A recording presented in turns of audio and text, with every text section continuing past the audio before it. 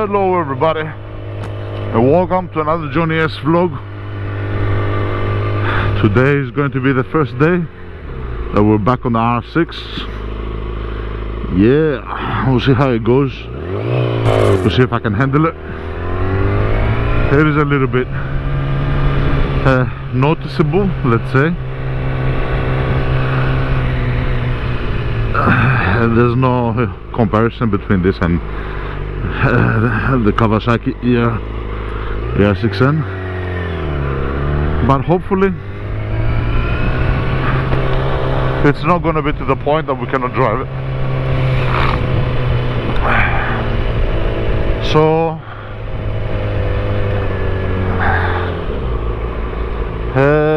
we charged the bike yesterday. It has been quite a bit, possibly 3 weeks now post surgery that we have not taken this bike. So we're talking about more than 14-15 days, and usually on the 15th day of not driving a bike, usually the charge starts getting lower and lower depending on the battery. I don't have a lithium battery on purpose, so we charged it all night yesterday and it picked up perfectly today. We got gas, we got everything, and now we're testing.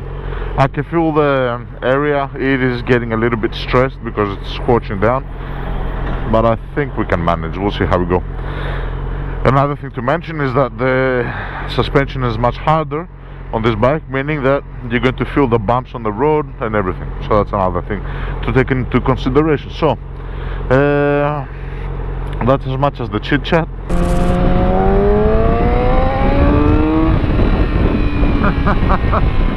Yeah, but the feeling is nice. Alright, let me just open that up straight. What the fuck is it doing?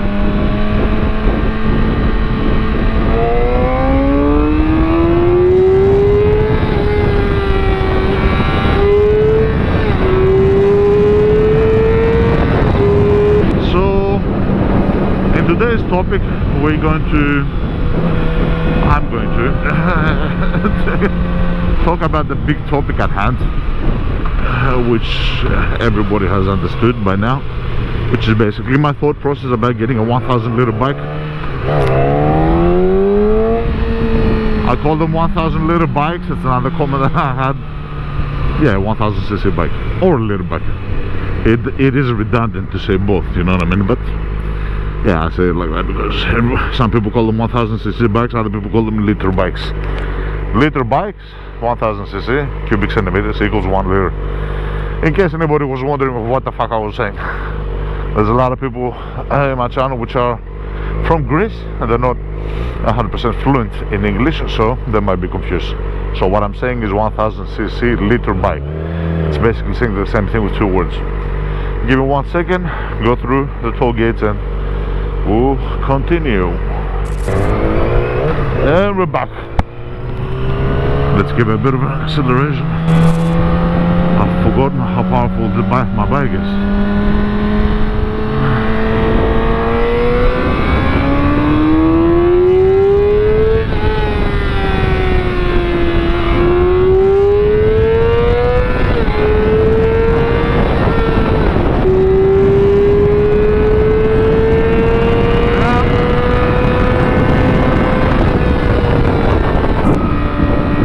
I gotta take it easy because I haven't checked the tire pressures. That's another fucking turn. Now, the turning of the bike, that's what I'm saying. People that haven't gone on a super sport, they don't understand. They don't realize what we're talking about when I say I miss my bike or I miss this or I miss that. It's not just the fucking power, it's not just the gas. The turning, there's a whole fucking different thing, you know what I mean? The turning, the everything. It's the whole thing, the turning. The bike is planted. The way that it turns. I'm not saying that the ER6 cannot turn, but the way that it turns is a different feeling. It's a super sport bike, you know what I mean? Another thing is the thing that I mentioned previously in the past, the slipper clutch. It makes a huge difference on the braking and the type of brakes. You know what I mean? Super sport bike have different type of braking.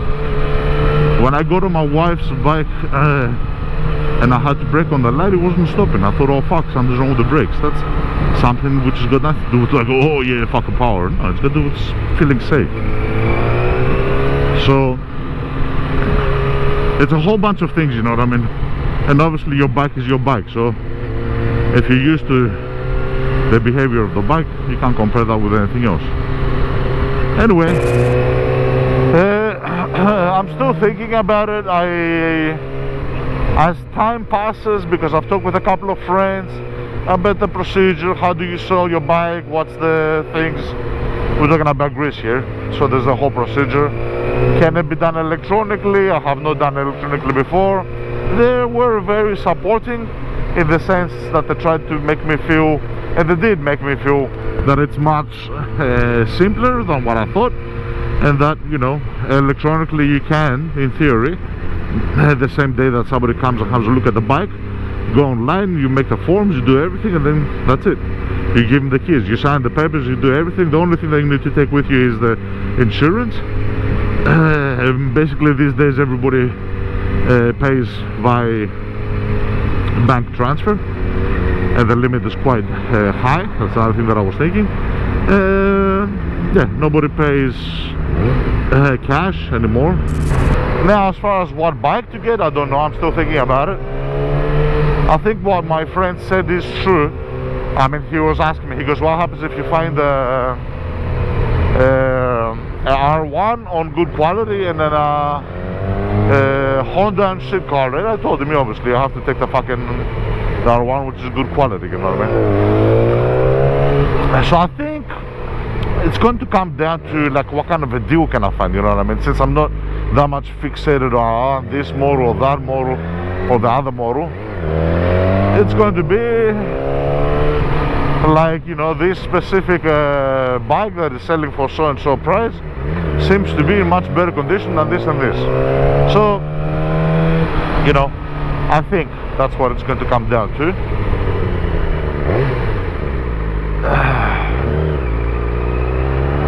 Now look at this shit. How fucking retarded can you get?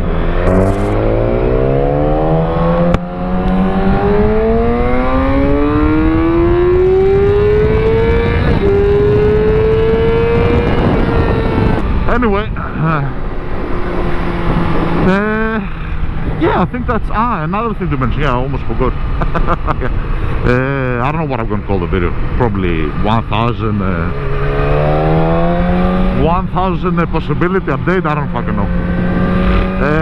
Another thing that I did is I went to a couple of dealers around my area, and I sat down on a couple of bikes, mostly older bikes, like the one that I'm looking to get.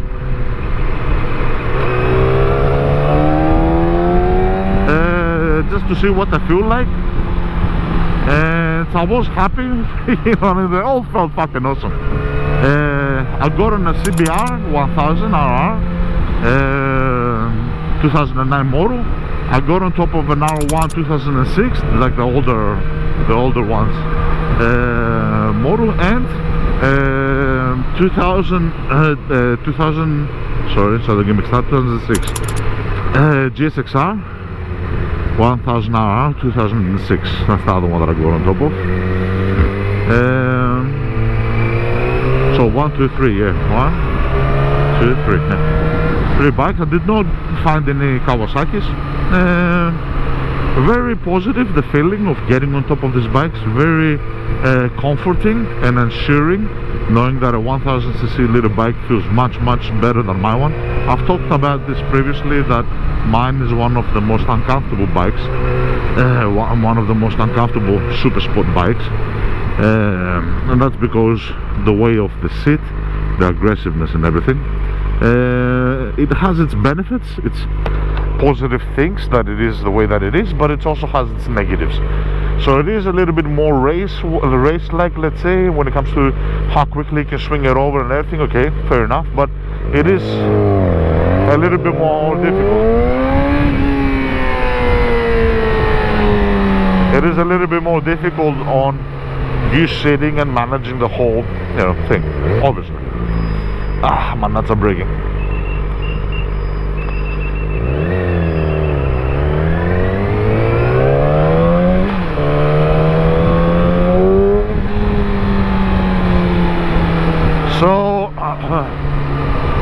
if you tell me, I don't have a super duper thing in my mind, as in like I said on one of the little bikes, and it's like, oh wow, fuck man, that was amazing. They all felt good. They all felt good. The key point is that they were all better than my bike. You know what I mean? Like every time I sat on one of those, I thought, oh fuck, it's much better. Look at this dickhead. Look at this numbnut. From behind me, I mean. Like as soon as I was sitting on, just like, oh fuck, it's much easier than the R6. Oh fuck, it's much. That's what I kept on thinking about. So it's good. It's good. And then that's another thing that clicked into my mind, that I was thinking that, you know, I'm not going to pretend I'm not old, and that this is not tolling on my body.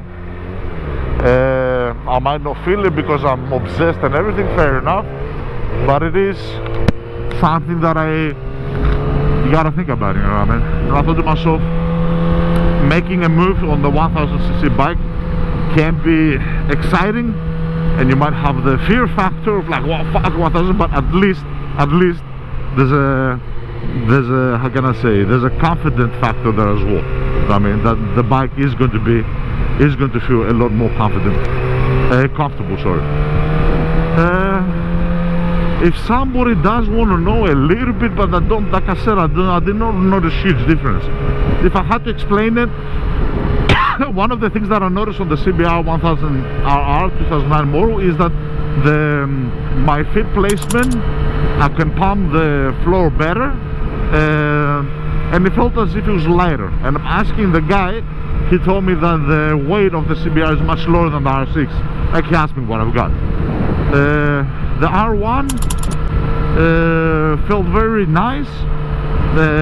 It felt as if the handlebars were a little bit closer to me, if I can explain it, or a little bit higher. It felt as if my hand placement, I mean, obviously I didn't drive the bike, I just sat on that, he put it on the stand, and I was sitting on it, you know what I mean? It felt as if it was like a little bit more comfortable in the hands. And again, the seat felt better. It felt like my feet can reach better down. The GSX-R, again, comfortable feeling. It felt a little bit more like I was in the bike. Now, I don't know, there was like the tank was a little bit higher, might have been even lower on the seat. Very comfortable though. I mean, they're all fucking comfortable. They're all fucking comfortable. I don't know, guys. Anyway, yeah, that's about it. That's as much as an update of what's going on. I would like to thank everybody for your time. I hope you have a good, great, nice day. Always safe, and we'll talk soon, guys. We'll talk soon. Goodbye.